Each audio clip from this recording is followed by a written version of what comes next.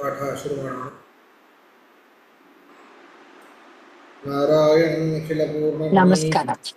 ನಿರ್ದೋಷಮಪ್ಯತಮಪ್ರಖಿಲೈಃ ವಾಕ್ಯೈಃ अस्योद्भवादिदमशेष विशेषतोऽपि वन्द्यं सदा प्रियतं वसन्नमामि. कृष्णाय वासुदेवाय हरये परमात्मने प्रणतः क्लेशनाशाय गोविन्दाय नमो नमः. अभ्रमं भङ्गरहितम् अजडं विमलं सदा आनन्दतीर्थमतुलं भजेतापत्रयापहम्. पृथ्वीमण्डलमध्यस्थाः पूर्णबोधमतानुगाः वैष्णवाः विष्णुहृदयाः तान् नमस्ये गुरून् मम. तपस्वाध्यायशुश्रूषा कृष्णपूजारतं मुनिं विश्वेशं निष्ठदं वन्दे परिव्राट् चक्रवर्तिनं. श्रीगुरुभ्यो नमः. ಹರಿ ಓಂ. ನಮಸ್ತೆ ಆಚಾರ್ಯ, ನಿಮ್ದು ಮೈಕ್ರೋಫೋನ್ ಸ್ವಲ್ಪ ದೂರ ಇದೆ ಅಂತ ಕಾಣುತ್ತೆ. ಸ್ವಲ್ಪ ದೂರದಿಂದ ಕೇಳಿಸ್ತಾ ಇದ್ದೀರಿ. ಹೌದಾ? ಇವಾಗ ಇವಾಗ ಪರವಾಗಿಲ್ಲ. ಸರಿ.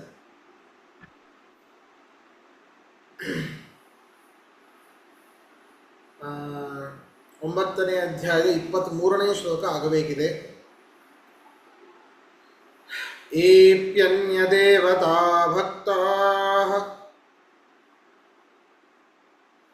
ಯಜಂತೆ ಶ್ರದ್ಧಯಾನ್ವಿತಾಃ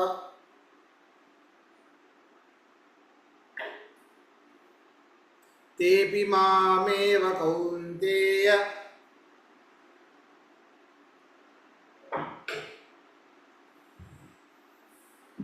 ಯಜಂತ್ಯ ವಿಧಿಪೂರ್ವಕಂ.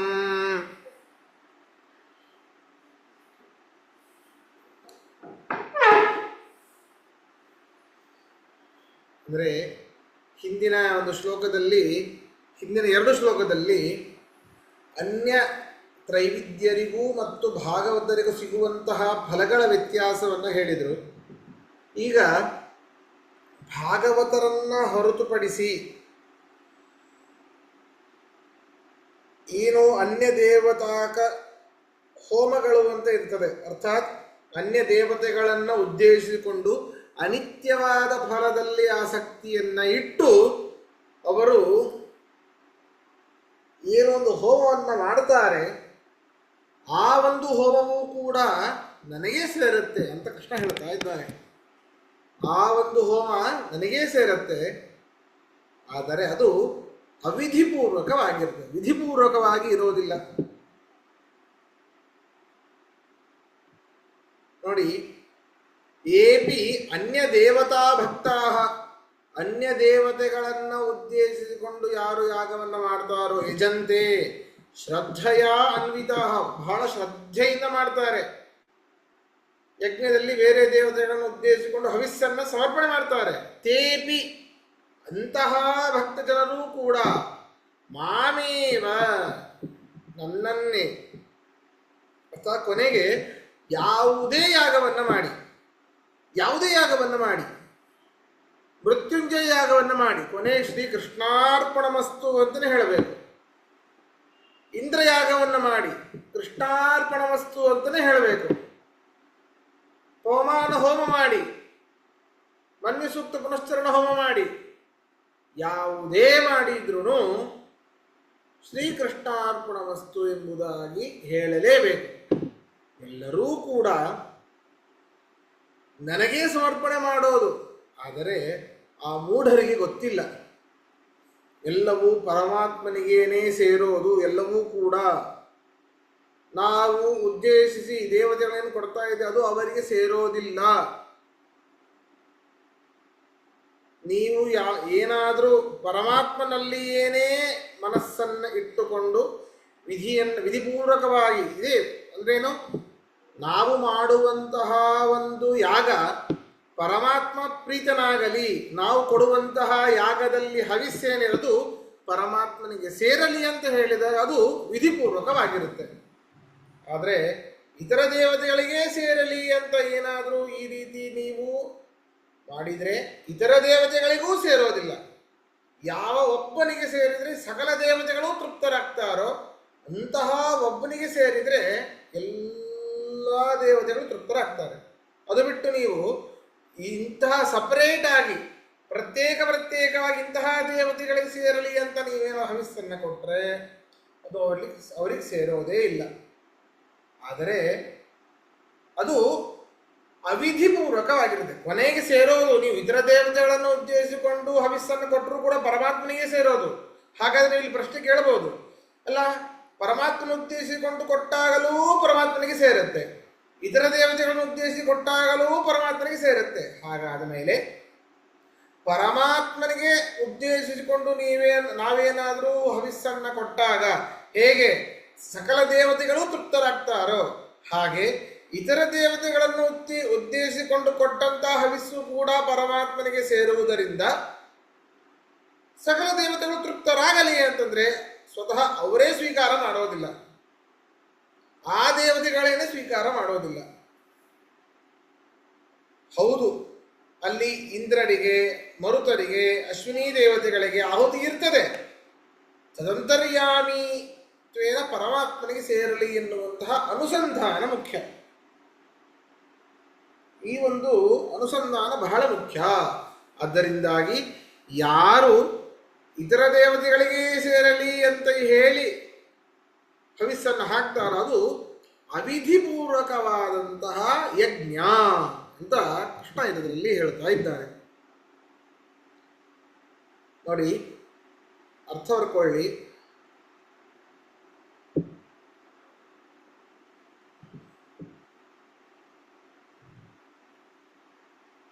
ಎಪಿ ಇನ್ನು ಇತರ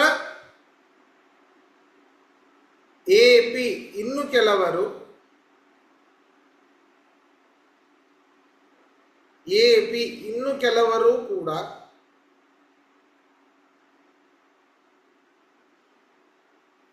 ಶ್ರದ್ಧೆಯಿಂದ ಸಹಿತರಾಗಿ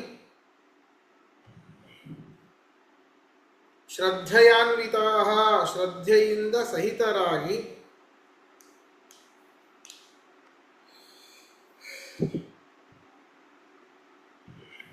ಅನ್ಯ ದೇವತಾ ಭಕ್ತಾ ಇತರ ದೇವತೆಗಳನ್ನು ಉದ್ದೇಶಿಸಿ ಹವಿಸ್ಸನ್ನು ಕೊಡುವಂತಹ ಭಕ್ತರು, ಇತರ ದೇವತೆಗಳನ್ನು ಉದ್ದೇಶಿಸಿ ಹವಿಸ್ಸನ್ನು ಅರ್ಪಿಸುವಂತಹ ಭಕ್ತರು ಯಜಂತೆ ಏನು ಹೋಮ ಮಾಡುತ್ತಾರೋ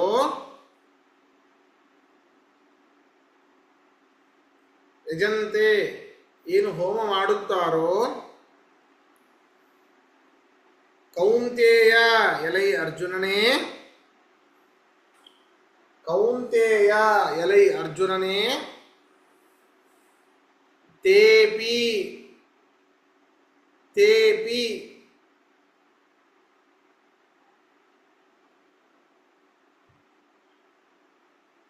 ತೇಪಿ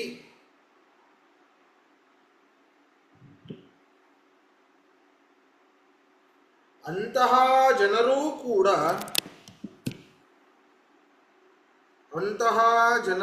ಕೂಡ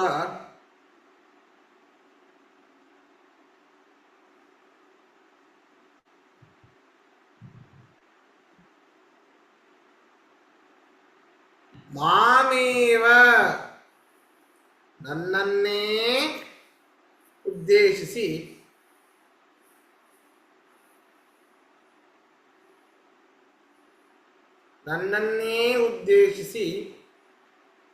ಅವಿಧಿಪೂರ್ವಕಂ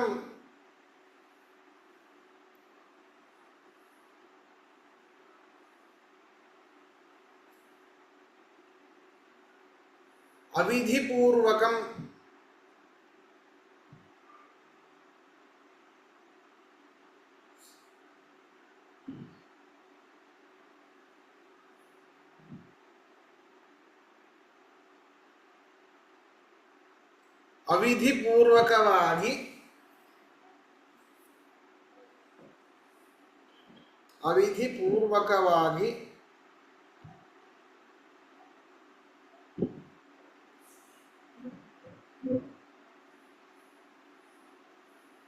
ಯಜಂತೆ ಹೋಮ ಮಾಡುತ್ತಾರೆ. ಯಜಂತೆ ಹೋಮ ಮಾಡುತ್ತಾರೆ. ಪ್ರಶ್ನೆ ಇದ್ರೆ ಕೇಳಿ. ಹರೇ ನಮಸ್ಕಾರ ಆಚಾರ್ಯ. ಹಾ ಪ್ರಶ್ನೆ ಅಂತಿಲ್ಲ, ಆದ್ರೆ ಕ್ಲಾರಿಫಿಕೇಶನ್. ಹಾ ಒಟ್ಟಾರೆ ನೀವು ಹೇಳಿದ್ದೀರಿ, ನೀವು ಹೇಳ್ದಂಗ ಅನುಸಂಧಾನ ಮುಖ್ಯ. ಹ್ಮ್ ಈಗ ಮಹಾಶಿವರಾತ್ರಿ ಬಂತು, ಮಾಡ್ರಿ ರುದ್ರ ಉಪಾಸನೆ ಮಾಡ್ರಿ, ಯಾರು ಬೇಡ ಅನ್ಲಿಲ್ಲ. ಹ್ಮ್ ಆದ್ರೆ ರುದ್ರ ಅಂತರ್ಗತ ನಾರಾಯಣ ಮಾಡ್ತೀನಿ ಅಂತ ಅನ್ಕೊಂಡಿರ್ಬೇಕು. ಹೌದು ಹೌದು ಹೌದು. ಮಹಾಲಕ್ಷ್ಮಿ ಉಪಾಸನೆ ಮಾಡ್ರಿ, ಬೇಡ ಅನ್ಲಿಲ್ಲ. ಅದೇ ಮಹಾಲಕ್ಷ್ಮಿ ಅಂತರ್ಗತ ನಾರಾಯಣ ಮಾಡ್ತಾ ಇದ್ದೀನಿ ಅಂತ ಅದ್ ಅನ್ಕೋಬೇಕು. ಅದ್ ಅನ್ಕೋದ್ರೆ ಎಲ್ಲ ವ್ಯರ್ಥ, ಅವ್ರೂ ಸ್ವೀಕಾರ ಮಾಡಲ್ಲ ಅಂತ ಕೆಲವು ಜನ ಹೇಳ್ತಾರೆ.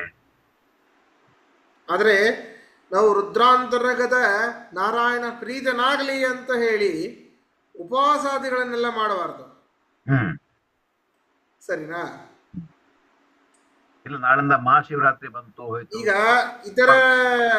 ಇತರೆ ಜನರು ಶಿವರಾತ್ರಿ ಬಂತು ಅಂತ ಉಪವಾಸಾದಿಗಳನ್ನು ಮಾಡ್ತಾರೆ. ಅವೆಲ್ಲ ಮಾಡ ಅದನ್ನೆಲ್ಲ ಮಾಡಬಾರ್ದು. ಅವರ ಆರಾಧನೆ ಮಾಡಿ, ಶಿವಪಂಚಾಕ್ಷರ ಮಂತ್ರವನ್ನ ಪಠನೆ ಮಾಡಿ, ಶಿವಸ್ತುತಿಯನ್ನು ಹೇಳಿ, ರುದ್ರ ಚಮಕ ಎಲ್ಲವನ್ನೂ ಹೇಳಿ, ಯಾವುದಕ್ಕೂ ನಿಷೇಧ ಇಲ್ಲ. ಉಪವಾಸಾದಿಗಳು ವೈಷ್ಣವರಿಗೆ ವರ್ಜ್ಯ. ಇನ್ನೊಂದು ಅವಿಧಿಪೂರ್ವಕ ಮಾಡ್ತಾ ಇರಲ್ಲ ಕೆಲವು ಜನಗಳು. ಇದು ಯಾರನ್ನೂ ಅಪ್ಸೆಟ್ ಮಾಡ್ತಾ ಇಲ್ಲ, ಇಲ್ಲ ಈ ಜನಗಳು ಮಾಡ್ತಾ ಇರ್ಬೋದು. ಈ ಸಾಯಿಬಾಬಾ ಪೂಜೆ ಮಾಡ್ತಾ ಇರಲ್ಲ ಗುರುವಾರ. ಹೌದು ಹೌದು. ಅದ್ ಯಾತಕ್ ಸೇರಿದೆ ಅದು? ಇದು ಸತ್ಯ ಸಾಯಿಬಾಬಾ ಇರ್ಬೋದು, ಅಥವಾ ಶಿರಡಿ ಸಾಯಿಬಾಬಾ ಇರ್ಬೋದು. ಶಿರಡಿ ಸಾಯಿಬಾಬಾ ಅಂತೂ ತುಂಬಾನೇ ಜಾಸ್ತಿ, ತೆಲುಗರೆಲ್ಲ ತುಂಬಾ ಮಾಡ್ತಾ ಇರೋದು. ನಾವು ರಾಘವೇಂದ್ರ ಸ್ವಾಮಿಗಳು ಗುರುವಾರ ಮಾಡ್ತೀವಲ್ಲ, ಆಗ ಅವರು ಅದೇ ಹೇಳ್ತಾ ಇದ್ದೇನೆ ಕೃಷ್ಣ ಪರಮ. ಅದಕ್ಕೆ ಈ ಶ್ಲೋಕ ಹೇಳಿದ್, ನೀವು ಯಾರಿಗೇನೇ ಮಾಡಿ ಅವರೇ ತೃಪ್ತರಾಗ್ಲಿ ಅಂತ ಮಾಡಿದ್ರು ನನಗೇ ಸೇರೋದು. ಆದ್ರೆ ಅವರಿಗೆ ಆ ಫಲ ಸಿಗೋದಿಲ್ಲ ಅಷ್ಟೇ. ಸರಿನಾ? ಶಿರಡಿ ಸಾಯಿಬಾಬಾನೇ ಪ್ರೀತನಾಗ್ಲಿ ಅನ್ನುವಂತಹ ಉದ್ದೇಶದ ನೀವು ಆ ಶಿರಡಿ ಸಾಯಿಬಾಬಾಗೆ ಪೂಜೆ ಮಾಡಿದ್ರು ದೇವರಿಗೆ ಸೇರೋದು. ಆದ್ರೆ ಒಳಗಿನ ಆ ತಿರುಳುವರಿಗೆ ಗೊತ್ತಿಲ್ಲ. ಅನುಸಂಧಾನ ಸರಿಯಾಗಿರ್ಬೇಕು ಅಷ್ಟೇ. ಇಲ್ಲ ಸಾಯಿಬಾಬಾನ ಪೂಜೆ ಮಾಡೋಣ, ಅನುಸಂಧಾನ ಮಾಡ್ಬಿಡೋಣ. ಹಾಗಾದ್ರೆ ಹಾಗಲ್ಲ, ಗೊತ್ತಿದೆಯಲ್ಲ, ಗೊತ್ತಿದ್ದಿಲ್ಲ ಯಾಕೆ ಮಾಡಬೇಕು? ಹಾಗಾದ್ರೆ ಫಲ ಅವ್ರು ಅನ್ಕೊಂಡಿದ್ದು ಫಲನೂ ಸಿಗೋದಿಲ್ಲ. ಝೀರೋ. ಇದೇ ಮುಖ್ಯ. ಅಲ್ಲ, ಅದನ್ನ ನಾವು ರಾಘವೇಂದ್ರ ಸ್ವಾಮಿನ ಪೂಜೆ ಮಾಡ್ತೀವಲ್ವಾ, ಗುರುಗಳು ಅಂದ್ಕೊಂಡು ಹೇಳಿ ಪೂಜೆ ಮಾಡ್ತೀವಿ. ಆ ಟೈಪ್ ಸಾಯಿಬಾಬಾನ ಅವರು ಗುರುಗಳು ಅಂದ್ಕೊಂಡು ಹೇಳಿ ಪೂಜೆ ಮಾಡ್ಬೋದಲ್ವಾ ಗುರುವಾರದ? ನಾವು ಅದೇ ಹೇಳ್ತಾ ಇದೀವಿ. ರಾಘವೇಂದ್ರ ನೋಡಿ, ಅಂತರ್ಗತ ಭಾರತೀಯ ರಮಣಕ್ಕೆ ಪ್ರಾಣ ಅಂತರ್ಗತ ಹೇಳ್ತೀವಲ್ವಾ. ರಘುಣಾಂ ಇಂದ್ರಃ, ರಾಘವೇಂದ್ರ ರಾಮಚಂದ್ರನ ಹೆಸರು ಅದು. ರಾಯರಲ್ಲೂ ಯಾವ ಶಕ್ತಿ ಇಲ್ಲ, ಅವರ ಅಂತರ್ಯಾಮಿಯಾದ ಭಾರತ ಮುಖ್ಯ ಪ್ರಾಣಾಂತರ್ಗತ ರಾಮನಲ್ಲಿಯೇನೇ ಶಕ್ತಿ ಇರೋದು. ಸಾಕ್ಷಾತ್ ರಾಘವೇಂದ್ರ ಹೇಳ್ಕೊಂಡಿದ್ದಾರೆ ಇದನ್ನ. ಸರಿನಾ? ಇದೇ ರೀತಿಯ ಅನುಸಂಧಾನ ಶೀಘ್ರ ಫಲದಾಯಕ. ನಾವು ರಾಘವೇಂದ್ರಾಯ ನಮಃ ರಾಘವೇಂದ್ರಾಯ ನಮಃ ಅಂತ ಹೇಳಿ ಏನು 108 ಸರ್ತಿ ಅದನ್ನು ಹೇಳ್ತೇವೋ ಪ್ರತಿ ಗುರುವಾರ, ಅಥವಾ ಮಂತ್ರಾಲಯಕ್ಕೆ ಹೋದ ಪ್ರದಕ್ಷಿಣೆ ಹಾಕ್ತಾ ಹೇಳಿದೆ, ಅದು ರಾಮಚಂದ್ರನ ಹೆಸರದು. ನಮಗೇನು ದಾಡಿ ಬಿಟ್ಟವರು, ಕಾವಿ ಶಾಟೆ ಹಾಕೊಂಡವರು, ಕಮಂಡಲನ್ನು ಹಿಡ್ಕೊಂಡವರು ಒಳಗಡೆ ಇದ್ದಾರೆ ಅನ್ನೋದು ಅಷ್ಟೇ ತಲೆಯಲ್ಲಿರ್ತದೆ. ಹಾಗಲ್ಲ, ಅದು ಪರಮಾತ್ಮನ ಹೆಸರದು. ಆ ಹೆಸರು ಕಾಪಾಡ್ತಾ ಇದೆ ನಮಗೆ. ಆ ಹೆಸರು ನಮ್ಮ ಇಷ್ಟಾರ್ಥಗಳನ್ನೆಲ್ಲ ಪೂರ್ಣ ಮಾಡ್ತಾ ಇದೆ.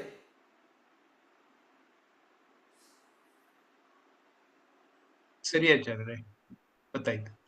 ಸರಿ, ಮುಂದೆ ಹೋಗೋಣ.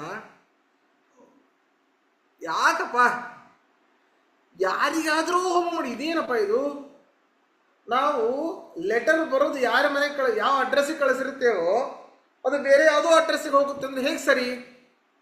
ನಾವು ಯಾರ ದೇವತೆಗಳನ್ನು ಉದ್ದೇಶಿಸಿಕೊಂಡು ಹವಿಸ್ಸನ್ನು ಹಾಕಿರ್ತೇವೋ ಅದು ಬೇರೆ ಯಾರಿಗೂ ಹೋಗ್ತಾ ಇದೆಯಲ್ಲ ಅಂತಂದ್ರೆ, ಅಯ್ಯೋ ಹುಚ್ಚರ ನೋಡ್ರಿಲ್ಲಿ ಅಂತ ಹೇಳ್ತಾ ಇದ್ದಾನೆ ಕೃಷ್ಣ ಪರಮಾತ್ಮ.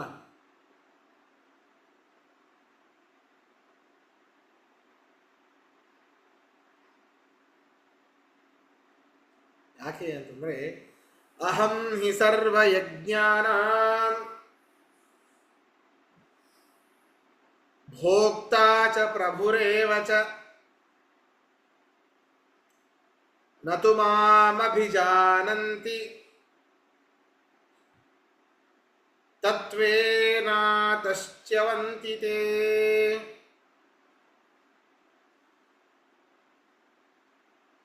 ನೋಡ್ರಿ, ನೀವು ಯಾರನ್ನಾದ್ರೂ ಉದ್ದೇಶಿಸಿಕೊಂಡು ಹೋಮ ಮಾಡಿದ್ರು ನನಗೇ ಸೇರೋದು. ಯಾಕೆ ಅಂತಂದ್ರೆ ಅಹಂ ಹಿ ಸರ್ವಯಜ್ಞಾನಾಂ ಭೋಕ್ತ, ಸಕಲ ಯಜ್ಞಗಳಲ್ಲಿ ಭೋಕ್ತೃ ನಾನೇ, ಯಜ್ಞ ಪ್ರವರ್ತಕನು ನಾನೇ. ಬ್ರಹ್ಮಾರ್ಪಣಂ ಬ್ರಹ್ಮಹವಿಹಿ ಬ್ರಹ್ಮಾಗ್ನೋ ಬ್ರಹ್ಮಣಾಹುತಂ ಬ್ರಹ್ಮೈವ ತೇನ ಗಂತವ್ಯಂ ಬ್ರಹ್ಮಕರ್ಮ ಸಮಾಧಿನ. ಅಗ್ನಿ ನಾನೇ, ಇಟ್ಟಿಗೆ ನಾನೇ, ಕಟ್ಟಿಗೆ ನಾನೇ, ತುಪ್ಪ ನಾನೇ, ಇನ್ನೇನು ಬೇಕು? ಎಲ್ಲವೂ ನಾನೇ ಅಂದ ಮೇಲೆ ನನಗೆ ಸೇರಿ ಇನ್ಯಾರಿಗೆ ಸೇರ್ಬೇಕಪ್ಪ ಇದು? ಅಗ್ರತ್ವಾತ್ ಅಗ್ನಿನಾಮಾಸೌ, ಅಗ್ರ್ಯ, ನಾನು ಬಹಳ ಎಲ್ಲರಕ್ಕಿಂತ ಮೇಲೆ ಇದ್ದೇನೆ, ನಾನು ಅಗ್ರನಾಗಿದ್ದೇನೆ, ಅತ್ಯಂತ ಮೊದಲಿಗ.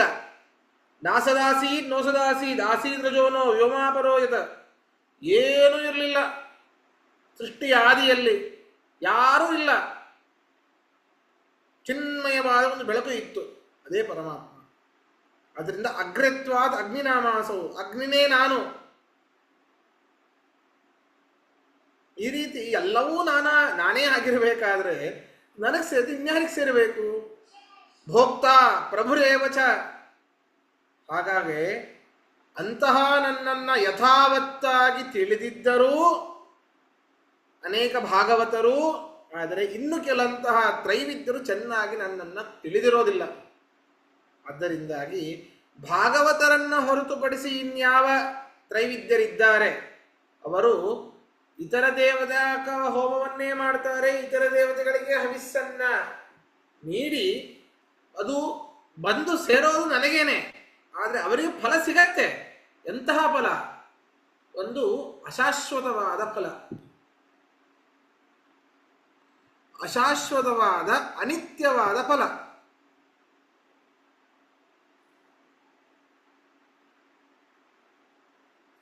ಅಶಾಶ್ವತವಾದ ಅನಿತ್ಯವಾದ ಫಲ. ಅದರಿಂದ ಅವರು ತತ್ವೇನಾದಶ್ಚವಂತಿತೆ, ಆ ಕರ್ಮ ಫಲವನ್ನು ಅನುಭವಿಸಿ ಏನು ಆ ಒಂದು ಪುಣ್ಯ ಮಾಡಿರ್ತಾರೋ ನೋಡಿ. ನಾಸತೋ ವಿದ್ಯತೆ ಭಾವೋ ನಾಭಾವೋ ವಿದ್ಯತೆ ಸತಃ. ಒಳ್ಳೆಯ ಕೆಲಸದಿಂದಾಗಿ ಕೆಟ್ಟ ಫಲ ಇಲ್ಲ, ಅನಿಷ್ಟ ಫಲ ಇಲ್ಲ. ಅಂದರೆ ಸತ್ಕರ್ಮದಿಂದಾಗಿ ಅನಿಷ್ಟ ಫಲ ಇಲ್ಲ, ದುಷ್ಕರ್ಮದಿಂದಾಗಿ ಇಷ್ಟ ಫಲ ಇಲ್ಲ. ಹಾಗಾದ್ರೆ ಇದು ಇತರ ದೇವತಾಕ ಹೋಮವನ್ನೇ ಮಾಡಲಿ, ಅದು ಸತ್ಕರ್ಮವೇನೆ, ಹೌದಾ? ಆ ಒಂದು ಸತ್ಕರ್ಮದಿಂದ ಅವರಿಗೆ ಒಂದು ವಿಶೇಷವಾದ ಪುಣ್ಯ ಬರ್ತದೆ. ಎಂತಹ ಪುಣ್ಯ? ಅನಿತ್ಯವಾದ ಪುಣ್ಯ. ಆ ಪುಣ್ಯವನ್ನ ಅನುಭವಿಸಬೇಕು ಅಂತಂದ್ರೆ ಅದು ಭೂಮಿಯಲ್ಲಿ ಎಲ್ಲ ಅನುಭವಿಸೋದು. ಆ ಪುಣ್ಯ ಎಷ್ಟು ಶ್ರೇಷ್ಠವಾದದಂದ್ರೆ ಸ್ವರ್ಗಲೋಕದಲ್ಲಿ ಅನುಭವಿಸುವಂತಹ ಪುಣ್ಯ. ಯಾರ್ಯಾರು ಆಜೀವನಾಂತವಾಗಿ ಇತರ ದೇವತಾ ಹೋಮವನ್ನು ಮಾಡಿ ಆ ಒಂದು ಪುಣ್ಯವನ್ನು ಪಡೆದು ಸ್ವರ್ಗಲೋಕಕ್ಕೆ ಹೋಗ್ತಾರೆ, ಯಾವಾಗ ಆ ಒಂದು ಪುಣ್ಯ ಖಾಲಿಯಾಗುತ್ತೋ ಮತ್ತೆ ಭೂಲೋಕಕ್ಕೆ ಬರ್ತಾರೆ, ಅವರೇ ತ್ರೈವಿದ್ಯರು. ಅದನ್ನೇ ಹೇಳ್ತಾ ಇದ್ದಾನೆ, ತತ್ವೇನಾದಶ್ಚವಂತಿತೆ. ಚವಂತಿ, ಮತ್ತೆ ಸ್ವರ್ಗಲೋಕವನ್ನು ಬಿಟ್ಟು ಭೂಲೋಕಕ್ಕೆ ಬರ್ತಾರೆ. ಹೀಗೆ ಅವರ ಒಂದು ನಡಿಗೆ. ಯಾವಾಗಲೂ ಇತರ ದೇವತಾ ಹೋಮಕ್ಕೆ ಮಾಡ್ತಾರೆ, ತೇ ಚವಂತಿ, ಸ್ವರ್ಗದಿಂದ ಮತ್ತೆ ಭೂಲೋಕವನ್ನು ಪ್ರವೇಶ ಮಾಡ್ತಾರೆ ಅಂತ ಕೃಷ್ಣ ಇದರಲ್ಲಿ ಹೇಳ್ತಾ ಇದ್ದಾನೆ. ಅರ್ಥ ಬರ್ಕೊಳ್ಳಿ.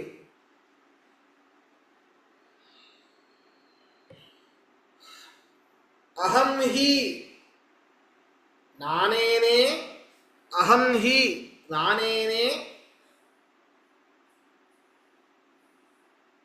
ಸರ್ವಯಜ್ಞಾನಾಂ, ಯಜ್ಞ ಎಲ್ಲ ಯಜ್ಞಗಳ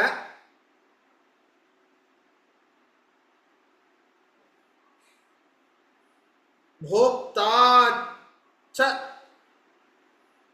ಭೋಕ್ತೃವೂ ಆಗಿದ್ದೇನೆ ಮತ್ತು ಭೋಕ್ತೃ ಆಗಿದ್ದೇನೆ ಮತ್ತು ಪ್ರಭುರೇವಚ ಯಜ್ಞ ಪ್ರವರ್ತಕನೂ ಆಗಿದ್ದೇನೆ. ಯಜ್ಞ ಪ್ರವರ್ತಕನೂ ಆಗಿದ್ದೇನೆ.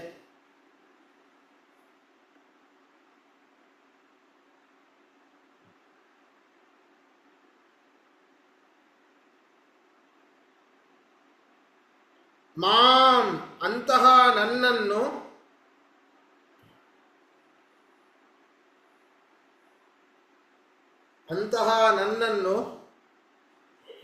ತತ್ವೇನ ಯಥಾವತ್ತಾಗಿ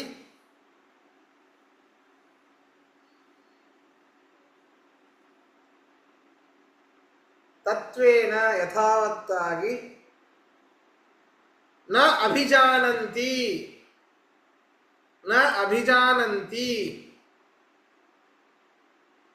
ಚೆನ್ನಾಗಿ ತ್ರೈವಿದ್ಯರು ತಿಳಿದಿರುವುದಿಲ್ಲ.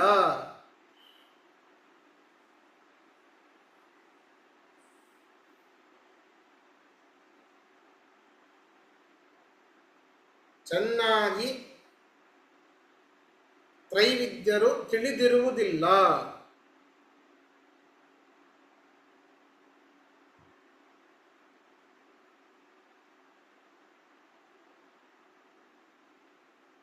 ಅತಃ ಆದ್ದರಿಂದ ತೇ ಅವರು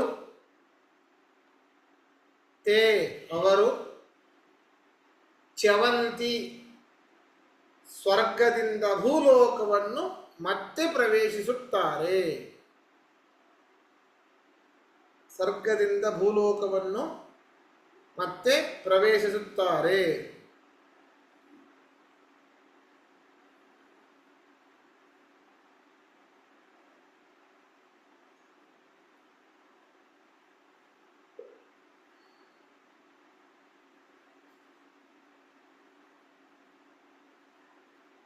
ಇಷ್ಟ ಇದ್ರೆ ಕೇಳಿ. ಆಚಾರ್ಯ ಹಾ 7ನೇ ಅಧ್ಯಾಯ 23ನೇ ಪದ್ಯನಲ್ಲಿ ಇದೇ ವಿಷಯ ಹೇಳ್ತಾನೆ ಕೃಷ್ಣ ಅಮ್ಮಪ್ಪ.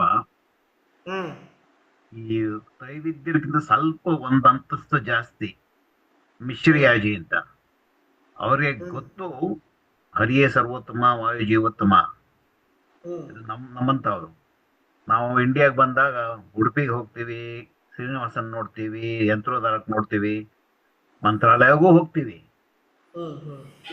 ಸಂತಾನ ಅಲ್ಲಿ ಅವ್ರ ಅಂತರ್ಗತ ನಾರಾಯಣ ಅಂತಾನೆ ಅನ್ಕೊಂಡಿರ್ತೀವಿ. ಆದ್ರೆ ನಮ್ಗೆ ಅದು ಸಂಸ್ಕಾರ ಬಿಡೋಕ್ ಆಗ್ತಾ ಇಲ್ಲ.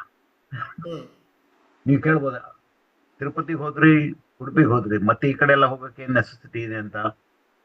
ಸಂಸ್ಕಾರ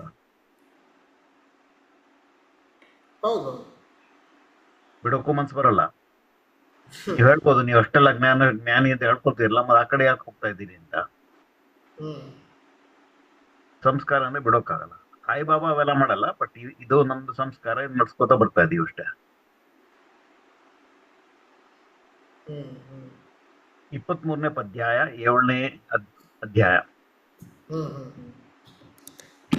ಧನ್ಯವಾದ ಸರ್.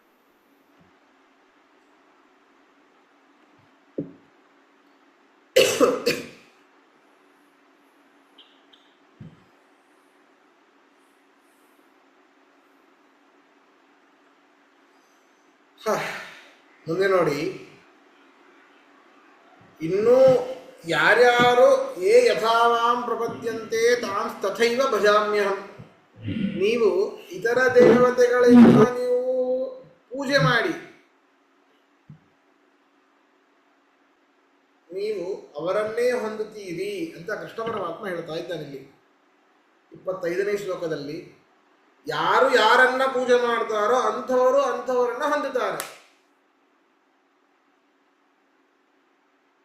ಯಾಂತಿ ದೇವವ್ರತಾ ದೇವಾನ್ ಪಿತೃನ್ಯಾಂತ್ರಿ ಪಿತೃವ್ರತಾಃ ಭೂತಾನಿ ಯಾಂತಿ ಭೂತೇಜ್ಯಾ ಯಾಂತಿ ಮಧ್ಯಾಜಿನೋಪಿ ಮಾಂ. ನೋಡ್ರಪ್ಪ, ನಿಮಗೆ ಎಲ್ಲಿ ಹೋಗಬೇಕು ಅನ್ನೋದನ್ನು ಕನ್ಫರ್ಮ್ ಮಾಡ್ಕೊಳ್ಳಿ. ನೀವು ಮತ್ತೆ ಈ ಭೂಲೋಕಕ್ಕೆ ಬರಬೇಕಾ ಅಂತಂದ್ರೆ ನನ್ನನ್ನು ಹೊರತುಪಡಿಸಿ ಎಲ್ಲರನ್ನು ಪೂಜೆ ಮಾಡಿ ಅಂತ. ಇದೇ ಒಂದು ಈ ಒಡಲಿನ ಆಸೆಗಾಗಿ ನೊಣವು ಜೇನುತುಪ್ಪದಲ್ಲಿ ಬಿದ್ದು ಮಿಡುಕುವಂತೆ ಬಳಲುತ್ತಿರುವ ಶ್ರೀಹರಿಯೇ ಅಂತ ದಾಸರು ಹೇಳ್ತಾರೆ. ಹೇಗೆ ಹಸಿವಿನ ಆಸೆಗೆ ಒಂದು ನೊಣ ಅದನ್ನು ತಿನ್ನಬೇಕು ಅಂತ ಜೇನುತುಪ್ಪದಲ್ಲಿ ಬಿದ್ದು ಅದರಲ್ಲೇ ಸಿಕ್ಕೊಂಡ್ಬಿಡ್ತದೆ, ಎದ್ದೇಳಲಿಕ್ಕೆ ಆಗಲ್ಲ. ಹಂಗಾಗಿದೆ ನಮ್ಮ ಹಣೆ ಬರಹ. ಇದರಲ್ಲಿಯೇ ಬಿದ್ದು ಹೊಳ್ಳಾಡಬೇಕಾ? ಮತ್ತೆ ಮತ್ತೆ ಈ ಒಂದು ಅತ್ಯಂತ ಕೊಳಕಾದ ಜಿಗಟಾದ ಸಂಸಾರದಲ್ಲಿ ಬರಬೇಕಾ ಅಂತಂದ್ರೆ ನನ್ನನ್ನು ಹೊರತುಪಡಿಸಿ ಎಲ್ಲರನ್ನೂ ಪೂಜೆ ಮಾಡಿ ಅಂತ. ಅಂದ್ರೆ ಹಾಗಾದ್ರೆ ಇತರ ದೇವತೆಗಳನ್ನು ಪೂಜೆ ಮಾಡಬಾರ್ದ, ಪಿತೃದೇವತೆಗಳನ್ನು ಪೂಜೆ ಮಾಡಬಾರ್ದ ಅಂದ್ರೆ ಹಾಗಲ್ಲ. ಪ್ರಧಾನ ನಾನು ತದ ಅಂತರ್ಯಾಮಿತ್ವೇ ನನ್ನ ಅನುಸಂಧಾನವನ್ನೇ ಮಾಡಿ ಅಂತ. ದೇವವ್ರತಾಹ ದೇವಾನಿಯಾಂತಿ, ಯಾರು ದೇವತೆಗಳನ್ನ ಪೂಜೆ ಮಾಡ್ತಾ ಇರ್ತಾರೋ ಅವರು ಅಂತಹ ದೇವತೆಗಳನ್ನೇ ಹೊಂದುತ್ತಾರೆ, ಅರ್ಥಾತ್ ಅವರವರ ಲೋಕವನ್ನು ಹೊಂದುತ್ತಾರೆ ಅಂತ. ಅಂತಹ ದೇವತೆಗಳಲ್ಲಿಯೇ ಆವೇಶರಾಗ್ತಾರೆ ಅಂತಲ್ಲ, ಆಯಾಯ ದೇವತೆಗಳ ಲೋಕವನ್ನು ಹೊಂದುತ್ತಾರೆ. ಯಾಂತಿ ದೇವವ್ರತಾಹ ದೇವಾನ್, ಪಿತೃವ್ರತಾಹ ಪಿತೃನ್ ಯಾಂತಿ. ಯಾರು ಶ್ರಾದ್ದಾದಿ ಪಿತೃಪೂಜೆಯಲ್ಲಿ ನಿರತರಾಗಿರ್ತಾರೋ ಅದನ್ನ ಬಹಳ ಭಕ್ತಿಪೂರ್ವಕವಾಗಿ, ಪರಮಾತ್ಮನ ಪೂಜೆಯನ್ನು ಕೂಡ ಆ ರೀತಿ ಮಾಡುವುದಿಲ್ಲ. ನಮ್ಮ ಅಪ್ಪ ನಮಗೆ ಇಷ್ಟು ಮಾಡಿಟ್ಟು ಹೋಗಿದ್ದಾನೆ, ನಮ್ಮ ಒಂದು ಸದ್ಗತಿಯನ್ನು ಕಾಣಿಸಿದ್ದಾನೆ, ನಾವು ಆರಾಮಾಗಿ ಇದ್ದೇವೆ ಅಂತ ನಮ್ಮ ತಂದೆ, ನಮ್ಮ ಮುತ್ತಜ್ಜ, ಅಜ್ಜ ಎಲ್ಲರೂ ಇವರೇ ಕಾರಣ ಎನ್ನುವಂತಹ, ಕಣ್ಣಿಗೆ ಕಾಣುವಂತಹ ಇವರೇ ದೇವರು ಅಂತ ಏನಾದ್ರು ಭಾವನೆ ಇದ್ರೆ, ದೇವತೆಗಳ ಪೂಜೆಯನ್ನು ಹೊರತುಪಡಿಸಿ ಪರಮಾತ್ಮ ಪೂಜೆಗಿಂತ ಬಹಳ ಭಕ್ತ್ಯುದ್ರೇಕದಿಂದಾಗಿ ನೀವು ಶ್ರಾದ್ದಾದಿಗಳನ್ನು ಮಾಡ್ತೀರಿ ಅಂತಂದ್ರೆ ಪಿತೃದೇವತೆಗಳನ್ನೇ ಹೊಂದ್ತೀರಿ, ಅರ್ಥಾತ್ ಪಿತೃಲೋಕವನ್ನೇ ಹೊಂದುತ್ತಾನೆ ಅವನು. ಭೂತಾನಿ ಅಂತಿ ಭೂತೇಜ್ಯ, ಯಕ್ಷಾದಿ ಭೂತಗಳನ್ನ ಯಾರು ಪೂಜೆ ಮಾಡ್ತಾರೆ, ಉಡುಪಿ ತೌಳವ ದೇಶದಲ್ಲೆಲ್ಲ ಭೂತಾರಾಧನೆ ಅಂತ ಇರ್ತದೆ, ಹೌದಾ? ಯಾರು ಈ ರೀತಿ ಭೂತಗಳನ್ನೇ ನಂಬಿರ್ತಾರೆ, ಆ ಭೂತಗಳನ್ನೇ ಯಾರು ಪೂಜೆ ಮಾಡ್ತಾ ಇರ್ತಾರೋ ಅಂಥವರು ಆ ಭೂತಗಳ ಲೋಕವನ್ನೇ ಹೊಂದುತ್ತಾರೆ. ಮದ್ಯಾಜಿನಃ ಅಪಿ ಮಾಮ್ಯಾಂತಿ, ನನ್ನಂತಹ ಅರ್ಥಾತ್ ನನ್ನನ್ನು ಪೂಜಿಸುವವರು ಮಾಮ್ಯಾಂತಿ ನನ್ನನ್ನೇ ಹೊಂದುತ್ತಾರೆ. ಆದರೆ ನಂದು ಗ್ಯಾರಂಟಿ, ಒಂದು ಸರ್ತಿ ನನ್ನನ್ನು ಹೊಂದಿದರೆ ಇನ್ನೊಮ್ಮೆ ಅವರಿಗೆ ಮತ್ತೆ ಜನನ ಇಲ್ಲ.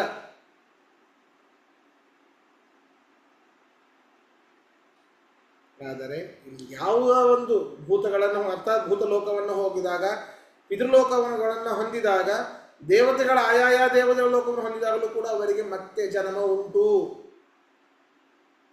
ನನ್ನ ಒಂದು ಇದರಲ್ಲಿ ನನ್ನನ್ನು ಸೇರಿದಂತಹವರು ಮತ್ತೆ ಅವರಿಗೆ ಜನ್ಮ ಇಲ್ಲ.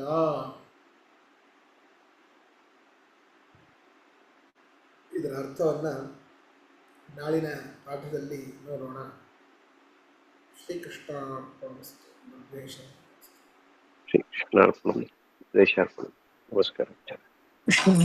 ನಮಸ್ಕಾರ ಆಚಾರ್ಯ. ಧನ್ಯವಾದ. ನಮಸ್ಕಾರ ಗುರುಗಳೇ. ಹರೇ ನಮಃ. ನಮಸ್ಕಾರ, ಧನ್ಯವಾದ.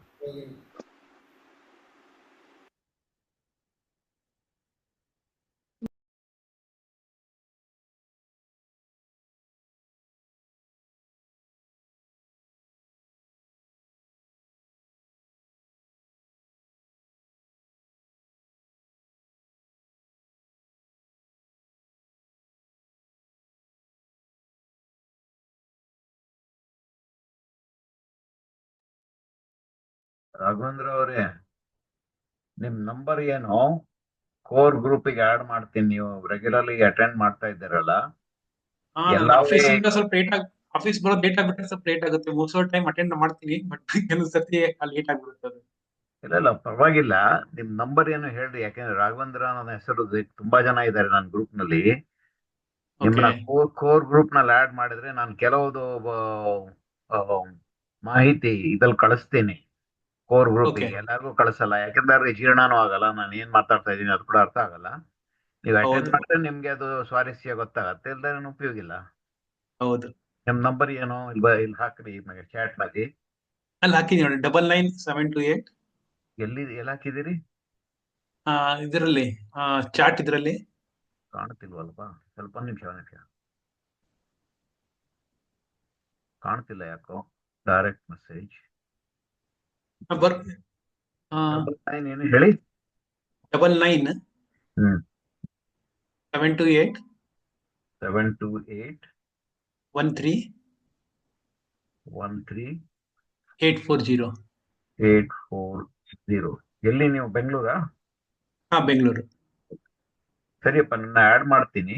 ಎಕ್ಸೆಪ್ಟ್ ಮಾಡಿದ್ರೆ ನಿಮ್ಗೆ ನೋಡ್ಬೋದು. Okay fine. Thank you very much. Welcome, ಧನ್ಯವಾದ. ಧನ್ಯವಾದ.